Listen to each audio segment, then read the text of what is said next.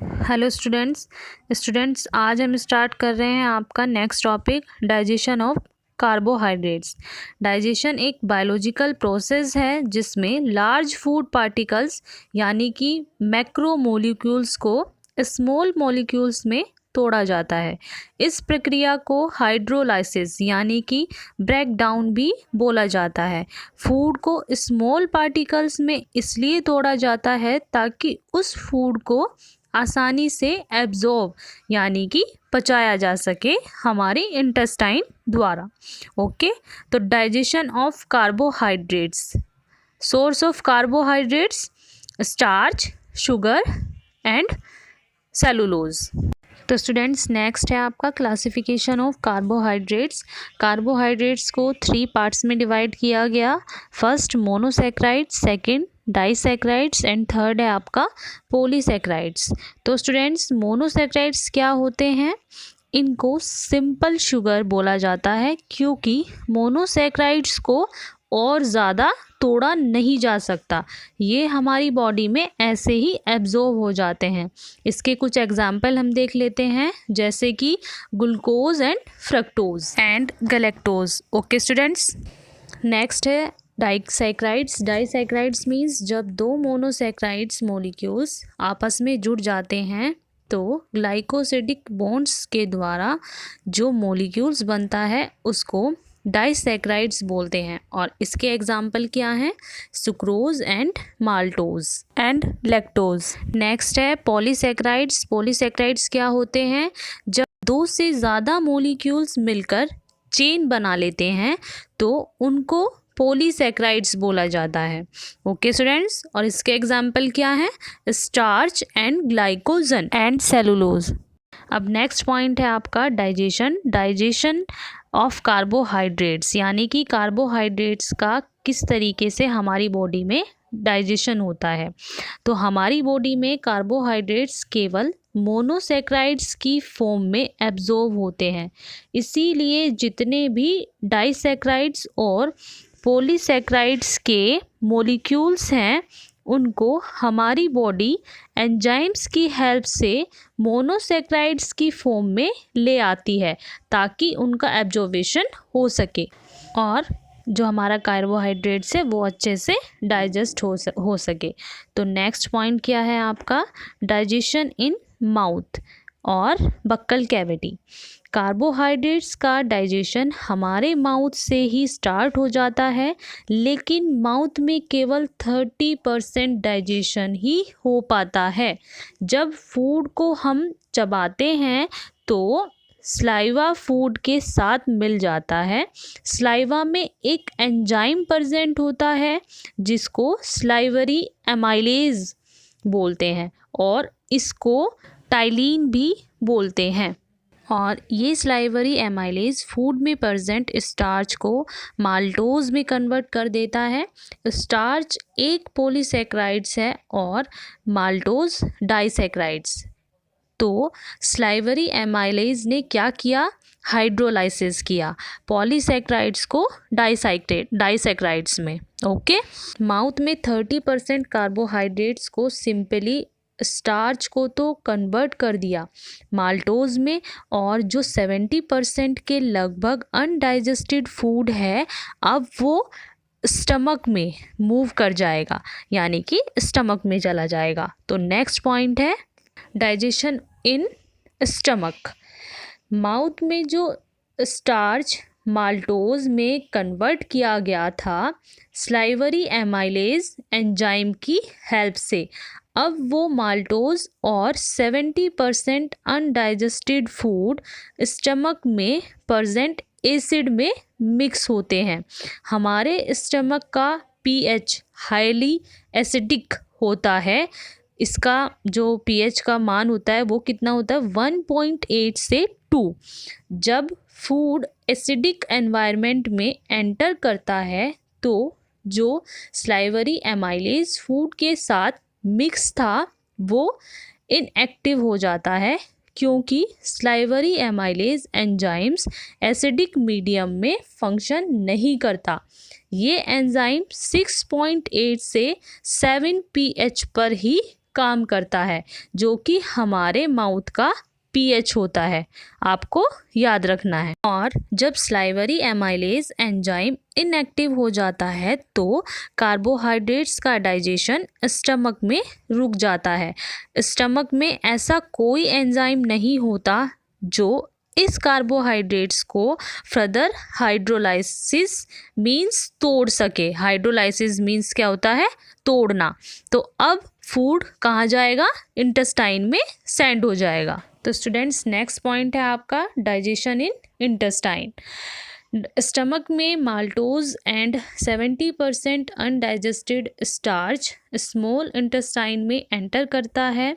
Small intestine में पैनक्रियोटिक juice present होता है, जिसमें पैनक्रिएटिक एमाइलेज प्रेजेंट होता है। पैनक्रिएटिक एमाइलेज बहुत ज़्यादा स्ट्रॉन्ग एमाइलेज है। ये स्टार्च को हाइड्रोलाइसिस करके डाइसैकराइड्स की फॉर्म में ले आता है और स्टार्च माउथ में हाइड्रोलाइसिस नहीं हो पाता। पैनक्रिएटिक एमाइलेज उसको माल्टोज में तोड़ देता है और फिर ये डाइसैकराइड्स मोनोसैकराइड्स की फॉर्म में इंटेस्टाइनल जूस की हेल्प से कन्वर्ट कर दिए जाते हैं और इंटेस्टाइन में इंटेस्टाइनल जूस प्रेजेंट होता है। इंटेस्टाइनल जूस को सक्सेस एंट्रिकस भी बोलते हैं। इस इंटेस्टाइनल जूस में बहुत सारे एंजाइम्स प्रेजेंट होते हैं, जैसे कि माल्टेज, लैक्टेज और सुक्रेज। ये सभी एंजाइम्स कार्बोहाइड्रेट्स को हाइड्रोलाइसिस्ड करके उनको एब्जॉर्ब होने की फॉर्म में कन्वर्ट कर देते हैं। कैसे कन्वर्ट करते हैं? माल्टेज जो है वो माल्टोज को 2 ग्लूकोज में तोड़ देगा, आपको डायग्राम में दिख भी रहा होगा। और जो हमारा लैक्टेज है वो लैक्टोज को 1 ग्लूकोज और 1 ग्लैक्टोज में तोड़ देगा। और जो हमारा सुक्रेज था वो सुक्रोज को 1 ग्लूकोज में और 1 फ्रक्टोज में तोड़ देगा। तो स्टूडेंट्स, इंटेस्टाइनल जूस की हेल्प से फाइनली कार्बोहाइड्रेट्स को मोनोसैकराइड्स में कन्वर्ट करके डाइजेस्ट कर लिया जाता है। ओके। तो स्टूडेंट्स, नेक्स्ट पॉइंट है आपका सेलुलोज। सेलुलोज पॉलीसैकराइड्स है और प्लांट्स में पाया जाता है। सेलुलोज में β14 ग्लाइकोसिडिक बॉन्ड प्रेजेंट होता है।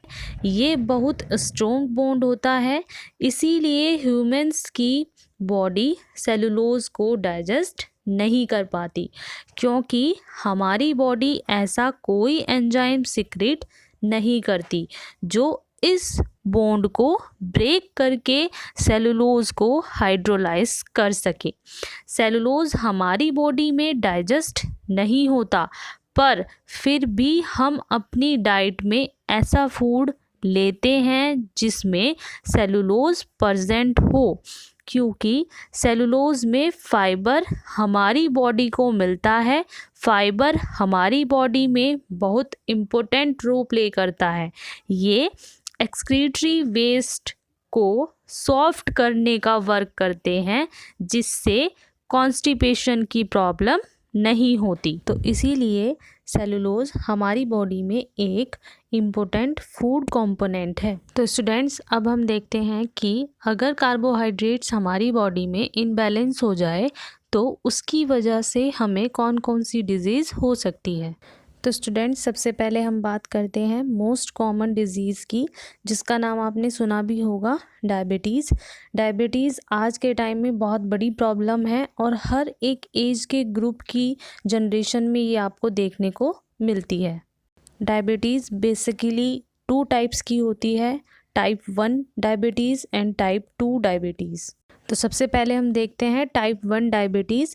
टाइप 1 डायबिटीज़ जो होती है वो बच्चों में देखी गई है और इसकी वजह से उनमें कोई भी वेट जो है वो गेन नहीं होता, यानी कि उनमें मोटापा नहीं बढ़ता। जिनको टाइप 1 डायबिटीज़ होता है उनमें ब्लड शुगर लेवल लो हो जाता है, जिसको हाइपोग्लाइसेमिया भी बोला जाता है। टाइप 1 के डायबिटीज़ पेशेंट को ठीक करने का सिर्फ एकमात्र तरीका होता है इंसुलिन के इंजेक्शन। वो केवल मेडिसिन लेकर ठीक नहीं हो पाते।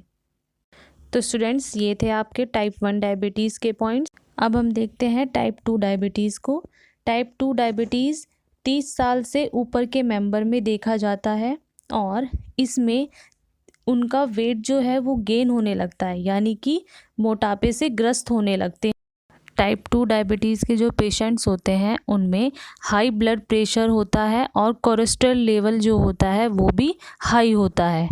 तो स्टूडेंट्स, टाइप 2 डायबिटीज़ पेशेंट्स जो होते हैं उनको इंसुलिन के इंजेक्शन की नीड नहीं होती, यानी कि उनको बिना इंजेक्शन के भी ठीक किया जा सकता है सिर्फ मेडिसिन देकर। और टाइप 2 डायबिटीज़ पेशेंट में हाइपरग्लाइसेमिया कंडीशन भी देखी गई। Hyperglycaemia means blood sugar level का बढ़ना, जबकि टाइप 1 डायबिटीज़ में ब्लड शुगर लेवल जो होता है वो कम रहता है। तो स्टूडेंट्स, आई होप आपको डायबिटीज़ और डायबिटीज़ के 2 टाइप्स दोनों समझ में आ गए होंगे। तो स्टूडेंट्स, अब नेक्स्ट देखते हैं नेक्स्ट डिजीज़ क्या है। लैक्टोज इंटॉलरेंस क्या होता है? ये मोस्टली अडल्ट एज में होता है। इसमें क्या होता है कि बॉडी के अंदर लैक्टेज एंजाइम बनना जो होता है वो कम हो जाता है, जिसकी वजह से मिल्क जो होता है वो हमारी बॉडी में डाइजेस्ट नहीं हो पाता और मिल्क डाइजेस्ट ना होने की वजह से लूज मोशन होने लगते हैं। कई टाइम्स वॉमिटिंग भी होने लगती है और पेट में दर्द भी होने लगता है और कई बार स्वेलिंग भी आ जाती है।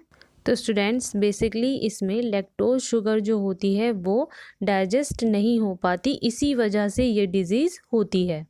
तो स्टूडेंट्स, आज का हमारा जो टॉपिक है डाइजेशन ऑफ कार्बोहाइड्रेट्स वो यहाँ पर फिनिश होता है। आई होप आपको अच्छे से समझ में आया होगा। Okay, thank you students.